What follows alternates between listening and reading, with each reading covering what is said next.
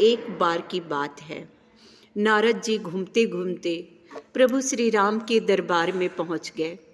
वहाँ प्रभु श्री राम कुछ बही खाते लिख रहे थे। हनुमान जी पहरा दे रहे थे, बाहर थे। नारद जी ने कहा, मुझे प्रभु से मिलना है।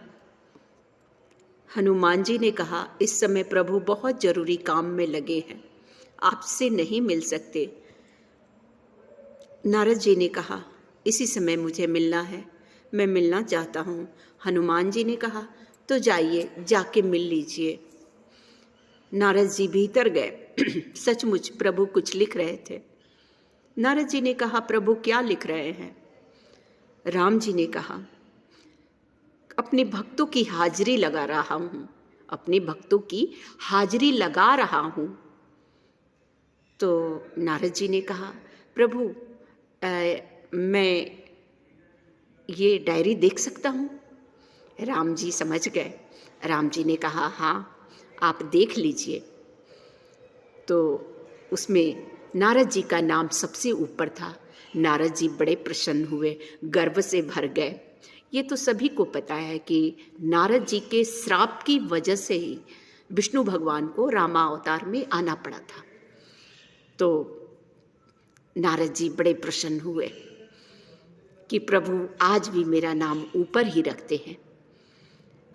वापस जब गए तो हनुमान जी से कहा कि हनुमान जी, उस डायरी में आपका नाम कहीं नहीं था, मेरा नाम सबसे ऊपर था।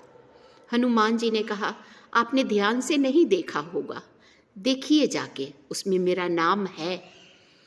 तो कहा, नहीं नहीं, मैंने तो बड़ा ध्यान से देखा है।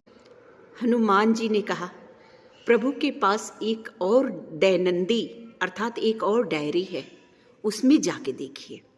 नारद जी ने कहा, हाँ प्रभु के पास एक और डायरी है? तो हाँ। नारद जी ने जाके प्रभु से कहा, प्रभु आपके पास कोई एक और डायरी है, मैं उसको देखना चाहता हूँ। प्रभु समझ गए। प्रभु ने कहा, हाँ वहाँ पड़ी है, देख लो। जब उस डायरी को खोला तो उसमें सिर्फ हनुमान जी का नाम था। तो नारद जी उदास हुए। प्रभु से पूछा, प्रभु इसमें सिर्फ हनुमान जी का नाम लिखा है? प्रभु ने कहा, जो लोग मुझे मुख से भजते हैं वे मेरे सिर्फ भक्त हैं, और जो आत्मा से भजते हैं, हृदय से भजते हैं, वे मेरे हृदय में रहते हैं। इसलिए इसमें हनुमान का नाम सबसे ऊपर है। तो दोस्तों, हमें हनुमान जैसा भक्त होना चाहिए, हनुमान जी जैसा भक्त बनना चाहिए। सिर्फ मुख से भजन नहीं करना है, बल्कि हृदय से भजना है प्रभु को।